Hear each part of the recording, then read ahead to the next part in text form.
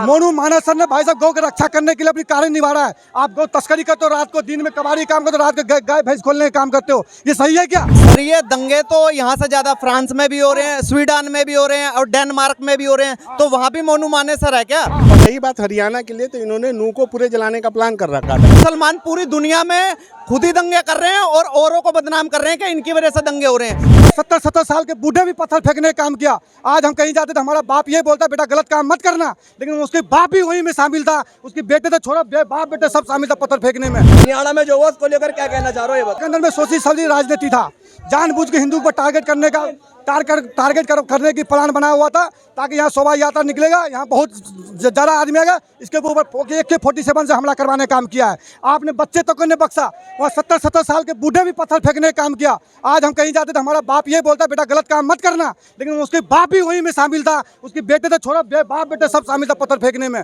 आप बताओ सरकार की प्रॉपर्टी के जलाने का काम किसने किया? बस में आग लगाया, ट्रेन में आग लगाया, आपने क्यों लगाया? किसकी प्रॉपर्टी है? हमारा पब्लिक की प्रॉपर्टी है, हमारा टैक्स भरते उससे हमारा प्रॉपर्टी वो बनता है। वीडियो आ रही है, उसमें लगाया जा रहा है कि मोनू माने सर के इसका बहुत बड़ा हाथ है दंगों में, उसका क्या? मोनू मानस सर ने भाई साहब गौ की रक्षा करने के लिए अपनी कार्य निभा रहा है। आप गौ तस्करी करते हो, रात को दिन में कबाड़ी काम करते हो, रात को गाय भैंस खोलने का काम करते हो, ये सही है क्या? अगर गाय को बचाने के लिए अगर मोनू मानस से आगे तो क्यों ना आएगा?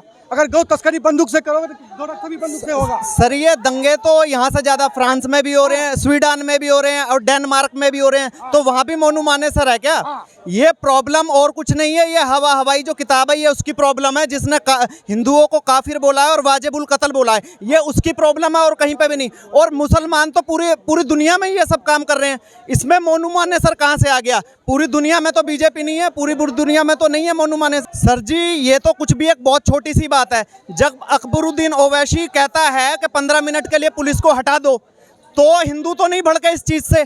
आप ज्यादातर मुस्लिम ये बोल रहे हैं कि बीजेपी ये दंगे करवा रही है, मतलब मैं आपसे बोल के किसी को पिटवा सकता हूं क्या? उसके खुद के मन में भी तो होगी ना कुछ, तभी तो ये सब दंगे वगैरह कर रहे हैं वो।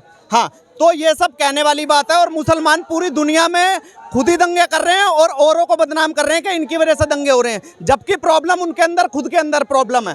हाँ, उनके खुद के अंदर प्रॉब्लम है, पूरी दुनिया में वो यही काम कर रहे हैं।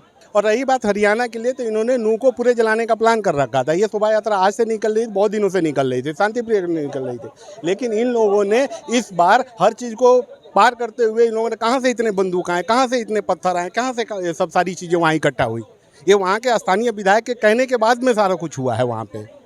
ओके, आपने देखा कि किस तरीके से जो हरियाणा के नूह के अंदर जो वारदात हुई, कई घर बेघर हो गए, कई लोगों के घर जला दिए गए, गाड़ियों में आग लगा दी गई है। उसके बाद जो घटना घटित हुई है, उन सब शोभा यात्रा से लेकर पत्थरबाजी सब को लेकर हमने लोगों से विचार रखे। अभी के लिए फिलहाल इतना ही, बने रहिए हमारे साथ।